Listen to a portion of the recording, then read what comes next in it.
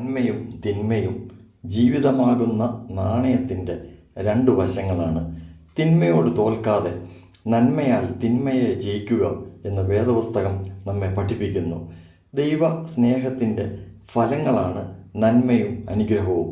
തിന്മയുള്ളതും ശൂന്യമായുള്ളതും ജീവിതത്തിൽ അനുഭവിക്കുമ്പോഴും നന്മയും അനുഗ്രഹവും ദൈവം നമുക്ക് ഇതിന് ഉപരിയായി നൽകും.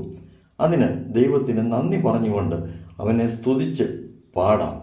എണ്ണമില്ലാതുള്ള നന്മകൾക്കും എന്ന്.